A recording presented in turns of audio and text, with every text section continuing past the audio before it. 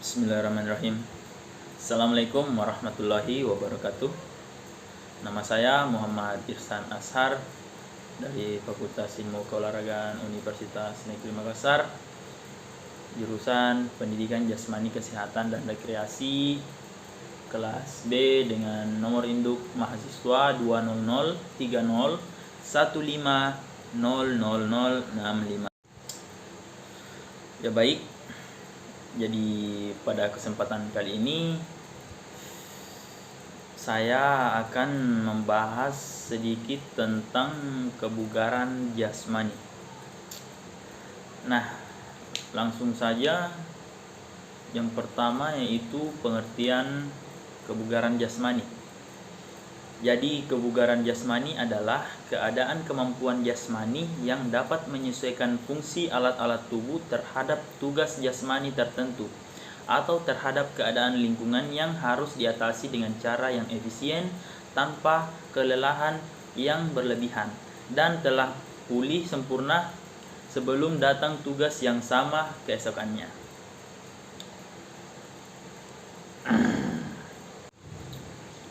Nah, selanjutnya mengenai definisi kebugaran jasmani, ada beberapa ahli memberikan pengertian sebagai berikut. Yang pertama, Sadoso Sumasarjuno 1989 mendefinisikan kebugaran jasmani adalah kemampuan seseorang untuk menunaikan tugasnya sehari-hari dengan gampang, tanpa merasa lelah yang berlebihan, serta masih mempunyai sisa atau cadangan tenaga untuk menikmati waktu senggangnya dan untuk keperluan-keperluan mendadak.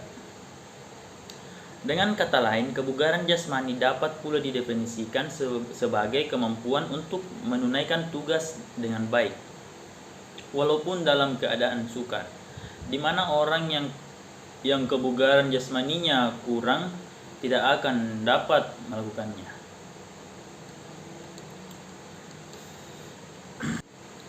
Nah, pendapat yang kedua ada Agus Muhlolid, MPD 2004, menyatakan bahwa kebugaran jasmani adalah kesanggupan dan kemampuan untuk melakukan kerja atau aktivitas, mempertinggi daya kerja dengan tanpa mengalami kelelahan yang berarti atau berlebihan. Nah, dan pendapat yang ketiga yaitu Sumasarjuno dan Giri Widjojo menyatakan kebugaran jasmani adalah kemampuan tubuh untuk menyesuaikan fungsi alat-alat tubuh dalam batas fisiologi terhadap keadaan lingkungan atau kerja fisik secara efisien tanpa lelah berlebihan. Suratman 1975, kebugaran jasmani adalah suatu aspek fisik dari kebugaran menyeluruh atau total fitness yang memberikan kesanggupan kepada seseorang untuk menjalankan hidup yang produktif dan dapat menyesuaikan pada tiap pembanaan atau stres fisik yang layak. Nah, selanjutnya bagian B ada fungsi kebugaran jasmani, yaitu kebugaran jasmani mempunyai fungsi yang sangat penting bagi kehidupan seseorang dalam melakukan kegiatan sehari-hari. Kebugaran jasmani berfungsi untuk meningkatkan kemampuan kerja bagi siapapun yang memilikinya, sehingga dapat melaksanakan tugas-tugasnya secara optimal untuk mendapatkan hasil yang lebih baik. Dari hasil seminar kebugaran jasmani nasional pertama yang dilaksanakan di Jakarta pada tahun 1971, dijelaskan bahwa fungsi kebugaran jasmani adalah untuk mengembangkan kekuatan, kemampuan, dan kesanggupan daya kreasi serta daya tahan dari setiap manusia yang berguna untuk mempertinggi daya kerja dalam pembangunan dan pertahanan bangsa negara. Dan ada juga fungsi khusus dari kebugaran jasmani, terbagi menjadi 3 golongan. Yang pertama, golongan pertama yang berdasarkan pekerjaan. Misalnya kebugaran jasmani bagi olahragawan untuk meningkatkan prestasi, kebugaran jasmani bagi karyawan untuk meningkatkan produktivitas kerja, dan kebugaran jasmani bagi pelajar untuk mempertinggi kemampuan belajar. Nah, golongan yang kedua berdasarkan keadaan. Misalnya kebugaran jasmani bagi orang-orang yang cacat untuk rehabilitas. Dan kebugaran jasmani bagi ibu hamil untuk mempersiapkan diri menghadapi kelahiran. Dan golongan yang terakhir, golongan ketiga berdasarkan umur. Bagi anak-anak untuk merangsang pertumbuhan dan perkembangan, dan kebugaran jasmani bagi orang tua untuk meningkatkan daya tubuh. Nah, kita beralih ke bagian C, yaitu komponen-komponen kebugaran jasmani. Jadi kebugaran jasmani terdiri dari dua bagian, yang itu kebugaran jasmani yang berhubungan dengan kesehatan, daya tahan jantung paru, kekuatan otot, daya tahan otot, fleksibilitas, dan komposisi tubuh. Dan yang kedua, kebugaran jasmani yang berhubungan dengan keterampilan, yaitu kecepatan power, keseimbangan, kelincahan, koordinasi, dan kecepatan reaksi.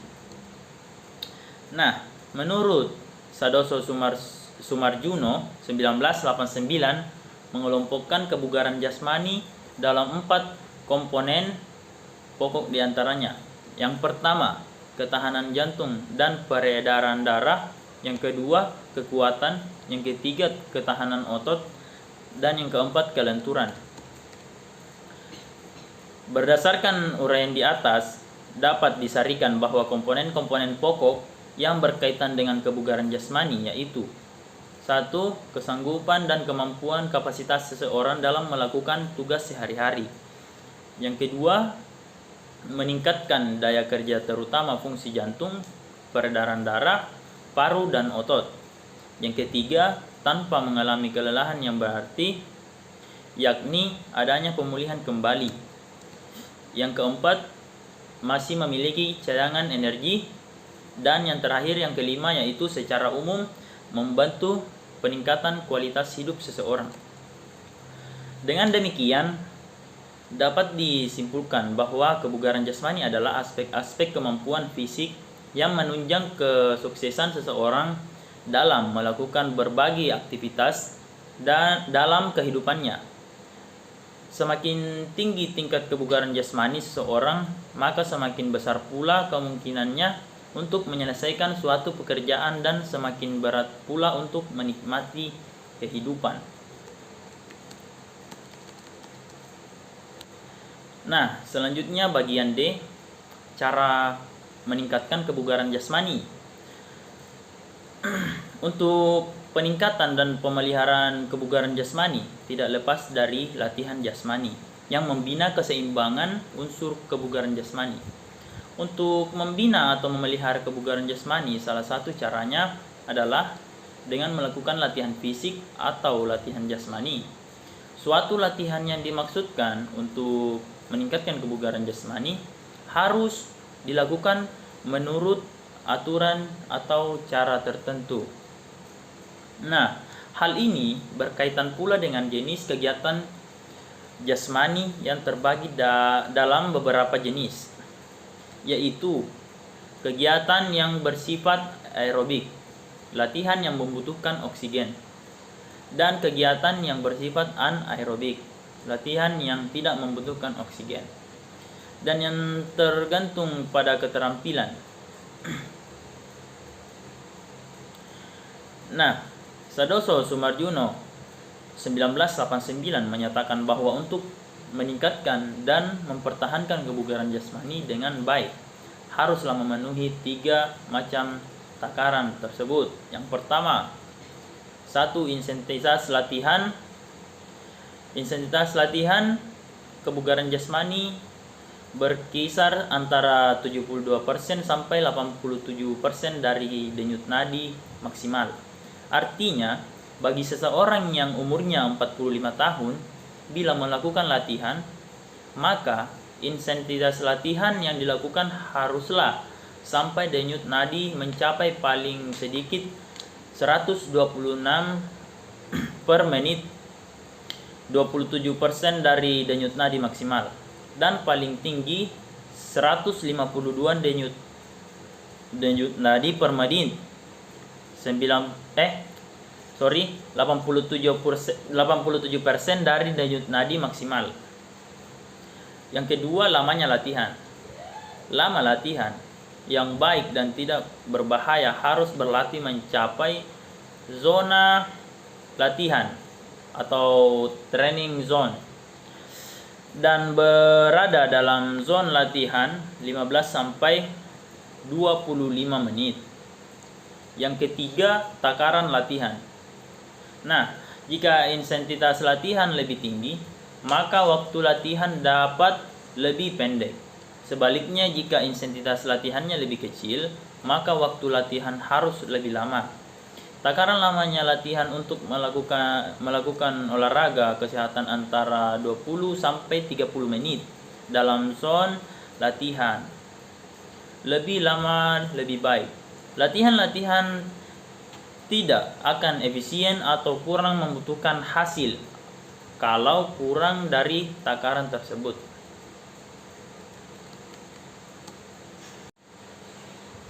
Nah, lanjut bagian E, bentuk-bentuk latihan kebugaran jasmani. Berkenaan dengan pembinaan kebugaran jasmani untuk meningkatkan kinerja organ-organ tubuh secara maksimal, maka perlu mengenal beberapa unsur-unsur yang perlu dilatih, yaitu yang pertama kekuatan, yang kedua kecepatan, yang ketiga daya tahan otot, yang keempat jantung, yang kelima paru-paru, dan yang terakhir kelentukan. Adapun unsur-unsur kebugaran tersebut akan diuraikan di bawah ini. Yang pertama, kekuatan. Kekuatan adalah kemampuan dan komponen kondisi fisik seseorang tentang kemampuannya dalam menggunakan otot yang dapat menerima beban sewaktu bekerja. Nah, bentuk tes kekuatan ada dua macam. Yang pertama, tes laboratorium ialah dengan menggunakan alat-alat, misalnya menggunakan barbel, angkat tubuh, dan sebagainya. Yang kedua, tes lapangan. Tes ini berfungsi untuk mengetahui secara langsung kekuatan serta daya tahan otot seseorang, misalnya push up, sit up, back up, squat jump. Nah, yang kedua, kecepatan. Kecepatan adalah kemampuan seseorang untuk melaksanakan gerakan terus-menerus dalam membentuk yang sama dalam waktu yang singkat-singkatnya. Misalnya interval training, lari akselerasi, lari naik turun tangga. Nah, yang ketiga, daya tahan otot jantung dan paru. Daya tahan adalah kemampuan untuk bekerja atau berlatih dalam waktu yang lama tanpa mengalami kelelahan. Misalnya, lari jarak jauh, lari 12 menit sejauh 2,4 km, lari lintas alam. Nah, yang keempat, kelentukan atau kelenturan. Kelentukan atau kelenturan adalah kemampuan melakukan gerakan dalam ruang sendi. Ada dua bentuk dalam mengembangkan kelentukan, yaitu yang pertama, peregangan statis. Peregangan statis dilakukan dengan meregangkan tubuh atau anggota tubuh dan mempertahankan sikap tersebut tanpa bergerak untuk beberapa sesaat. Misalnya, berdiri dengan kedua kaki rapat, berdiri dengan kaki kangkang, dan lain-lain. Dan peregangan dinamis. Peregangan dinamis dilakukan dengan menggerakkan tubuh atau anggota tubuh secara berirama atau dengan memantulkannya sehingga otot-otot terenggang dan mulur. Misalnya, gerakan membuka tutup tangan ke samping, gerakan mengayunkan badan ke depan dan ke belakang. Lanjut, yang terakhir, alat ukur kebugaran jasmani.